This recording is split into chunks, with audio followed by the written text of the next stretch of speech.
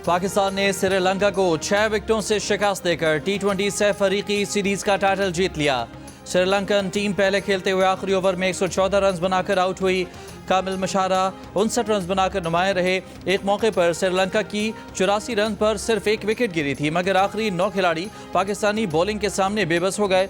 सिर्फ 30 रन का इजाफा कर सके। शाहीन अफरीदी और मोहम्मद नवाज ने तबाहकुन बॉलिंग करते हुए 3 विकेटें हासिल की। पाकिस्तान ने 115 रन का हदफ 10 गेंद कबल हासिल कर लिया। बाबर आजम 1 छक्के और 2 चौकों की मदद से 37 रन बनाकर नॉट आउट रहे। ओपनर साइम अयूब ने 6 चौकों की मदद से 36 रन की इनिंग खेली। साहबजादा फरहान ने 1 छक्के और 2 चौकों की मदद से 23 रन बनाए। मोहम्मद नवाज ऑलराउंड कारकर्दगी की बुनियाद पर मैन ऑफ द मैच और मैन ऑफ द सीरीज करार पाए। सदर और वजीर आजम की टीम और कौम को मुबारकबाद। हम अफगानिस्तान का मसला ताकत से हल कर सकते हैं, लेकिन नहीं चाहते कि अपने भाई को घर में घुसकर मारें। अगर हम भारत को सबक सिखा सकते हैं तो ये तो कोई मसला ही नहीं है।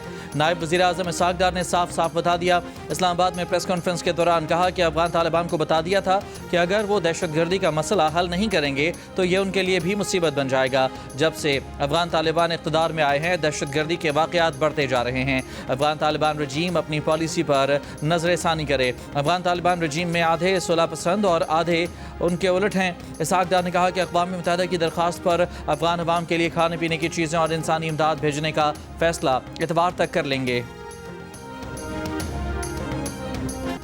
तालिबान रजीम ने नॉन स्टेक एक्टर्स पाले हुए हैं। तालिबान रजीम न सिर्फ पाकिस्तान बल्कि पूरे खित्ते और दुनिया के लिए ख़तरा बन चुकी है। अफगान तालिबान का तर्ज अमल रियासत की तरह होना चाहिए। अफगान तालिबान रजीम दहशतगर्दों की सहूलतकारी बंद करे। DGISPR का अफगानिस्तान को वाज़ेह पैगाम। कहा, तालिबान रजीम फितनाल ख़वारिज को पाकिस्तानी कहती है। अगर वो पाकिस्तानी हैं तो उन्हें हमारे हवाले करें, हम उन्हें अपने कानून के मुताबिक डील करेंगे। तालिबान रजीम का दावा है कि वो हिजरत करके आए, उनके मेहमान हैं। ये कैसे मेहमान हैं जो मुसल्लह होकर पाकिस्तान आते हैं? अफगानिस्तान में दहशतगर्दी के मराकज़ और अलकायदा, दाइश और दीगर दहशतगर्द तंजीमों की क़यादत मौजूद है। अफगानिस्तान से उन्हें असलहा और फंडिंग भी मिलती है जो पाकिस्तान के खिलाफ इस्तेमाल होती है। पाकिस्तान और अफगानिस्तान के माबैन तजारत की बंदिश का मसला पाकिस्तान की सिक्योरिटी और अवाम की जान माल के तहफ़्फ़ुज़ से जुड़ा है। खूनरेज़ी और तजारत इकट्ठे नहीं चल सकते।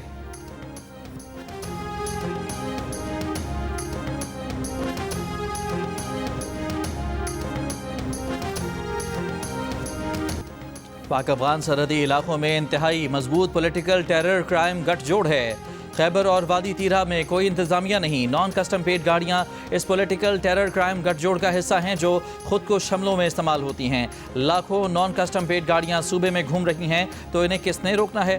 DGISPR ने सवाल उठा दिए। कहा कि बॉर्डर मैनेजमेंट पर सिक्योरिटी इदारों के हवाले से गुमराहकुन प्रोपेगेंडा किया जाता है। पंजाब और सिंध के बरक्स खैबर पख्तूनख्वा में बॉर्डर के दोनों तरफ मुनक़सिम गाँव हैं। ऐसी सूरत हाल में आमदोरफ्त को कंट्रोल करना एक चैलेंज है। अगर सरहद पार से दहशतगर्दों की तश्कील या स्मगलिंग हो तो अंदरूनी मुल्क इसको रोकना किसकी जिम्मेदारी है? अगर अफगान बॉर्डर से मुत्तसिल इलाके देखें तो गैर मौसर इंतजामी ढांचा गवर्नेंस के मसाइल में इजाफे का बायस बनेगा। सदर आसिफ अली जरदारी का नेशनल डिफेंस यूनिवर्सिटी इस्लामाबाद का दौरा। नेशनल सिक्योरिटी वर्कशॉप के शुरका से खिताब में सदर मुमलिकत ने बाखबर क़यादत, कौमी यकजहती और मरबूत पॉलिसी साजी की अहमियत पर जोर दिया। कहा कि ऐसे इक़दाम से पाकिस्तान को दरपेश मौजूदा सिक्योरिटी चैलेंजेस का मौसर तरीके से मुकाबला किया जा सकता है। 27वीं नेशनल सिक्योरिटी वर्कशॉप में पार्लियामेंटेरियंस, सीनियर सिविल और मिलिट्री अफसरान, तालीमी और समाजी शोबों के नुमाइंदों की शिरकत। इख्तितामी तकरीब में फारिगुल तहसील शुरका को असनाद भी पेश की गईं। ISPR का कहना है कि नेशनल सिक्योरिटी वर्कशॉप मुकालमे को फ़रोग देने के नुमाया प्लेटफॉर्म्स में से है।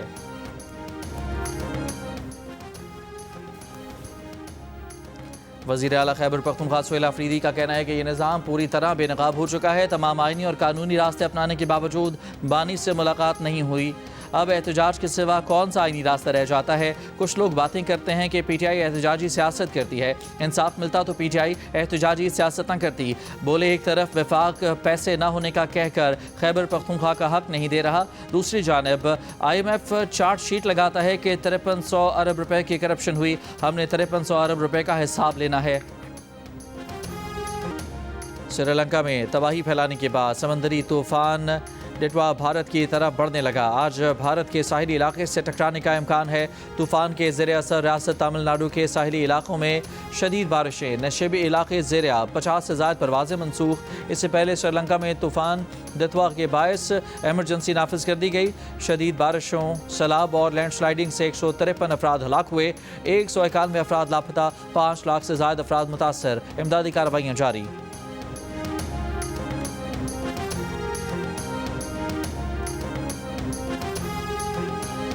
پاکستان کی جانب سے سری لنکا کے سیلاب متاثرین کے لیے ریلیف آپریشن کا آغاز. این ڈی ایم اے کے مطابق سری لنکا کے لیے پہلی امدادی کھیپ اور آرمی سرچ ریسکیو ٹیم بھیجنے کے انتظامات مکمل. پہلی امدادی کھیپ میں سری لنکا کے لیے 100 ٹن پر مشتمل امدادی سامان بھجوایا جائے گا. آج C-130 طیارے کے ذریعے سامان اور ریسکیو ٹیم بھجوانے کے انتظامات مکمل.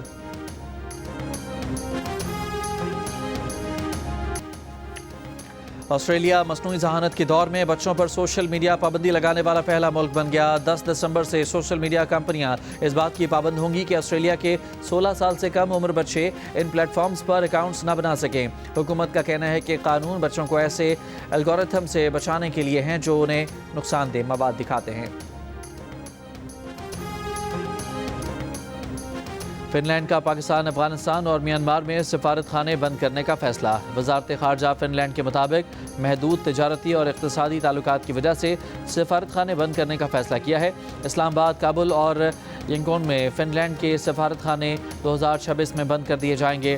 سفارت خانوں کی بندش کی وجوہات میں ان ممالک کی سیاسی صورتحال میں تبدیلیاں بھی شامل ہیں.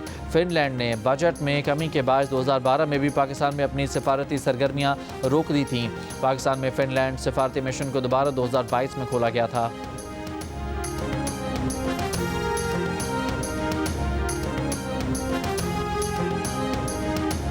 امریکی ریاست ٹیکساس میں افغان شہری گرفتار. امریکی میڈیا کے مطابق افغان شہری نے بم بنانے کا دعویٰ کیا تھا. اس شخص کا نام محمد داؤد معلوم ہوا ہے. یہ بھی آپریشن الائز ویلکم کے تحت امریکہ لایا گیا تھا. اس نے سوشل میڈیا پر ویڈیو پوسٹ کی تھی اور دعویٰ کیا تھا کہ وہ ایک بم بنا رہا ہے.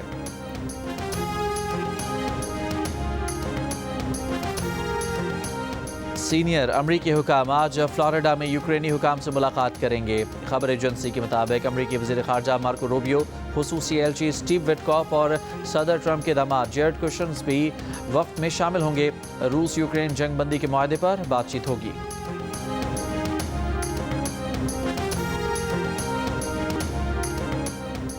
حیدرآباد میں 18 برس کی لڑکی اور 30 برس کی خاتون قتل. 18 برس کی زرمینہ کے سر میں گولی ماری گئی. پولیس نے اس کے نانا کو حراست میں لے لیا. بھائی کی تلاش جاری. قاسم آباد میں قاتل خاتون کے گلے پر رسی کے نشانات پائے گئے. پولیس نے شوہر کو حراست میں لے لیا.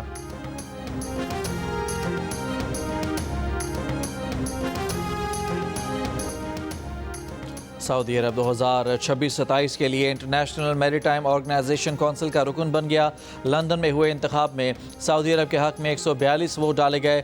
سعودی وزیر ٹرانسپورٹ نے کہا کہ یہ کامیابی سمندری ٹرانسپورٹ کے لیے سعودی ویژن 2030 کے تحت ترقی کے ہدف کا نتیجہ ہے.